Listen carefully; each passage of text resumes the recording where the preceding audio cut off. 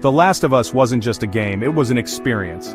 Naughty Dog redefined storytelling in video games. They ripped our hearts out and stomped on them. We loved them for it. So, expectations were sky high for The Last of Us Part 2.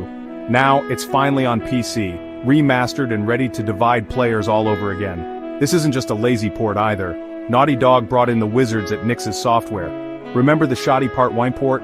Gone. This is the PC version we deserved from the start. It's beautiful, brutal, and yes, still messy.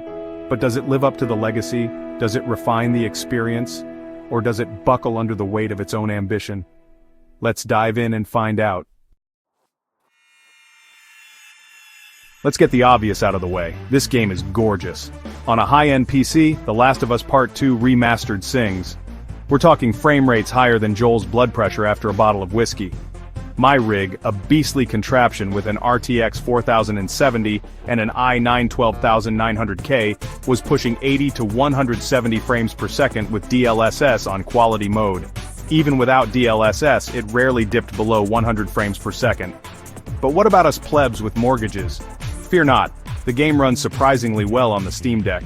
A locked 30 frames per second is achievable with some minor tweaks. Sure, you won't get the eye-watering fidelity of a high-end PC, but it's still a looker. Naughty Dog even included FSR for those who want to squeeze out a few extra frames. DLSS, FSR, and XSS are all here for your upscaling pleasure.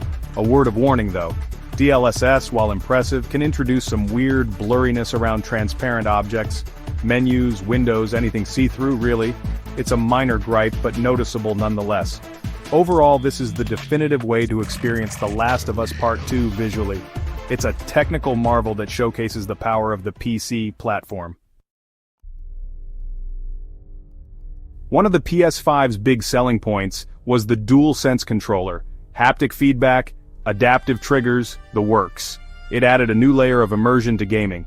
So, how does it translate to PC? Well, it's complicated. The good news is that DualSense features are here. You'll feel the tension in the trigger as you draw back Ellie's bow. The rumble of each gunshot reverberates through your palms. It's a neat addition that adds to the overall experience. However, it's not without its caveats. The intensity of the haptic feedback and adaptive triggers is noticeably weaker on PC compared to the PS5. It's there, but it's subdued. Almost like Naughty Dog didn't want to scare PC players too much. Another issue is wireless connectivity. Connect your DualSense via Bluetooth and you can kiss those fancy features goodbye. It's wired or nothing, folks. A minor inconvenience, but an inconvenience nonetheless.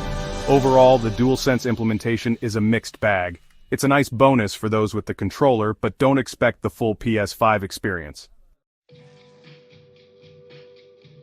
Let's address the elephant in the room. The story. The Last of Us. Part 2 is a tough game to stomach. It's bleak, unforgiving, and often downright unpleasant to play. Naughty Dog wants you to feel every ounce of pain, every loss, every brutal act. And it works. The combat is as visceral as ever. Every bullet fired, every shiv plunged, it carries weight, but it also creates a strange dissonance. The game wants you to revel in its violence while simultaneously condemning it. It's a tightrope walk that doesn't always land. The level design, while visually stunning, can be confusing at times. The environments are sprawling and realistic, but they often lack clear direction. It's easy to get turned around, unsure of where to go or what to do next. Despite its flaws, The Last of Us Part 2 Remastered is an unforgettable experience. It's a game that stays with you long after the credits roll. It's a technical marvel, a visual masterpiece, and a narrative gut punch. It's a game that will challenge your perceptions and leave you emotionally drained. Verdict 8.5 out of 10, a flawed masterpiece.